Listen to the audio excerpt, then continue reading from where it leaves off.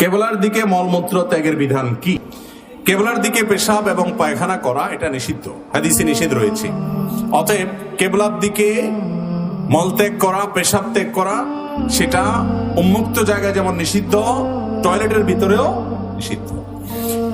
পশ্চিম দিকে কেবলার দিকে, আমাদের সাধারণত পশ্চিম দিকে কেবলা, সেজন্য আমাদের জন্য পশ্চিম দিক মানেই কেবলা।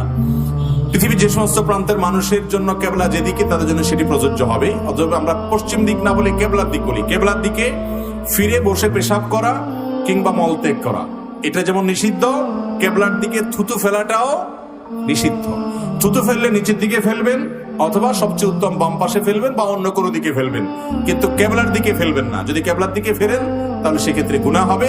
হাদিসে নবী করিম সাল্লাল্লাহু আলাইহি ওয়াসাল্লাম বলেছেন, যে ব্যক্তি কেবলার দিকে থুতু ফেলবে, কিয়ামতের ময়দানে সে এমন অবস্থা আসবে যে তার সে থুতু, তার শেষ লেশা, কাশি যেগুলো সে কেবলার দিকে ফেললো, এগুলো তার কপালে থাকবে। এটা তার জন্য একটা অপমান, লাঞ্ছনা, এটা তার একটা শাস্তি হবে। অতএব ইমানদার এই বিষয়গুলোকে সাবধান থাকবে। কেবলার সম্মানার্থে আমরা না কেবলার দিকে থুতু, কফ ইত্যাদি ফেলবো, না সেদিকে পেশাব বা পায়খানা করব। যদি কোনো জায়গায় আপনি ফেঁসে যান, কথার কথা কোনো আজকাল অনেক টয়লেটে দেখা যায় যারা নির্মাতা তারা খেয়াল করেন না, দেখা যায় এমন ভাবে প্যান বা কমোড বসিয়েছেন যে কেবলার দিকেই ফেরানো। তাহলে সেক্ষেত্রে আপনি নিজের পজিশনকে চেঞ্জ করে যাতে কেবলার দিকে না হয় সেই চেষ্টাটা করে আপনি মলমূত্র ত্যাগ করার চেষ্টা করবেন। যদি একান্ত নিরুপায় করে ফেলেন, না জেনে করে ফেলেন, তাহলে আল্লাহর কাছে তওবা করুন, ইনশাআল্লাহ মাফ হবে।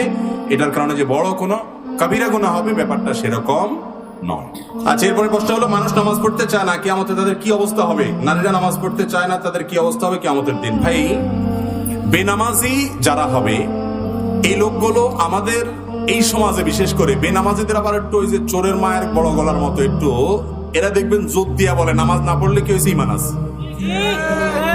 নামাজি ব্যক্তিকে শুনবেন না কোনোদিন এটা বলতে যে আমি আলহামদুলিল্লাহ নামাজ পড়ি, আমার ইমান আছে, এরকম শুনছেন কখনো? কিন্তু বেনামাজিরে শুনবেন যে নামাজ না পড়লে কি হয়েছে, ইমান আছে। ওই যে কয় না, চোরের মায়ের গলা একটু বড়, ব্যাপারটা এরকম। দেখেন, নামাজ না পড়লে ইসলামে তার কোনো হিস্সা থাকে? ওমর রাদিয়াল্লাহু তাআলা বলছেন এটা, লা হাজ্জা ফিল ইসলামি লিমান তারাকাস সালাহ। ভালো করে শুনে রাখেন, যে ব্যক্তি নামাজ ত্যাগ করে ইসলামে তার কোনো হিস্সা নাই। অনেক ইমামদের মতো ইচ্ছাকৃত নামাজ না পড়লে সে ইসলাম থেকে খারিজ হয়ে যায়। ইমাম আবু হানিফা রাহিমাহুল্লাহর মত হলো, আর অনেকে আমার মত হলো, যদি আপনি নামাজ না পড়েন কিন্তু আপনার মতো অপরাধ বোধ কাজ করে, এর ফলে আপনি ইসলাম থেকে খারিজ হবেন না। কিন্তু একজন ইমানদার কখনো নামাজ না পড়ে থাকতে পারে। কুফর এবং শিরকের মাঝে একজন মুসলমানের পার্থক্যের দেয়ালই হলো নামাজ। যে নামাজ পড়ে সে মুসলমান, যে নামাজ না পড়ে নিজেকে সে মুসলমান দাবি করার অধিকার নৈতিকভাবে রাখে না। মুসলমান অন্য যাই করুক না করুক, নামাজটা পড়তেই হবে। এই জন্য নামাজের উপরে গাফলতি করা যাবে না। কিয়ামতের দিন অত্যন্ত বড় ধরনের কাফের, নমরুদ, হামান, ফিরাউন, এদের সাথে হাসর হবে বেনামাজিদের। আল্লাহ তাআলা আমাদেরকে নামাজ পড়ার তৌফিক দান করুন।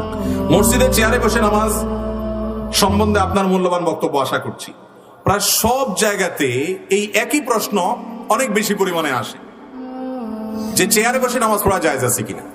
এগুলোর উত্তর বারবার আমরা দিয়েছি, তারপরও আসে। তার মানে এই প্রশ্নটা প্রচুর পরিমাণে মানুষ করেন। এই প্রশ্নের খোলাসা উত্তর হলো, যে ব্যক্তি দাঁড়িয়ে নামাজ পড়তে পারেন না, তার কোমরে অসুবিধা আছে, মেরুদণ্ডের সমস্যা আছে, পিঠে অপারেশন আছে, অথবা ডাক্তার বলেছেন, যে ডাক্তার নামাজের গুরুত্ব বুঝেন, আবার ডাক্তার হিসাবেও তিনি ভালো, এরকম মুসলমান কোন ডাক্তার যদি বলেন যে বাবা তুমি রুকু সিজদা করলে পিঠ ভেঙে তোমার স্থায়ীভাবে এই অঙ্গ শেষ হয়ে যেতে পারে, বা অসুস্থ হয়ে যেতে পারো, বা বড় কোনো দুর্ঘটনা হতে পারে, ওই ব্যক্তি দাঁড়ায় নামাজ পড়বে। আর রুকু সিজদাটা চেয়ারে বসে একটু মাথা ঝুঁকে ইশারা করে করতে পারে। আর যদি দাঁড়ানো থেকে রুকু সিজদা করার জন্য চেয়ারে বসবে আর উঠবে, এইটুকু তার জন্য রিস্কি হয়, তাহলে পুরো নামাজ তিনি চেয়ারে বসে পড়তে পারেন, চেয়ার ছাড়া জমিনে বসে পড়তে পারেন। অনেক গর্ভবতী মা 7, 8, 9 মাস যখন হয়ে যায়, বিশেষ করে শরীরের ভারে দেখা যায় ওই টাইমে রুকু সিজদার জন্য উঠা বসা করাটা রিস্কি হয়ে যায়। পড়ে গেলে তার এবং গর্ভস্থ সন্তানের জন্য ভয় থাকে।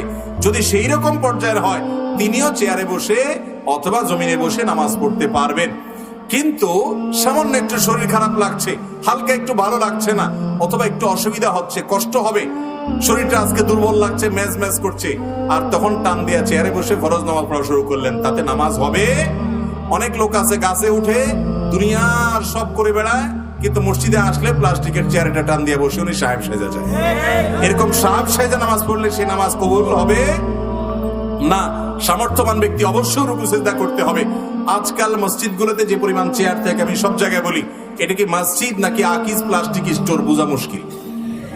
এত পরিমাণ পরিমাণ প্লাস্টিকের চেয়ার থাকে। কি ভাই এত চেয়ার কেন থাকবে? আজ থেকে 10 বছর 5 বছর আগে মসজিদে এত চেয়ার ছিল? তার মানে এত কোমর ব্যথা রোগী ছিল, এখন এত কোমর ব্যথা রোগী কোত্থেকে আসছে? হয়তো রোগের পরিমাণ বেড়েছে, হতে পারে, কিন্তু আমাদের অনেকে যেন তেন কারণে চেয়ারে বসে নামাজ পড়া শুরু করে দেয়, সেটাও সত্য। অতএব সাবধান থাকতে হবে।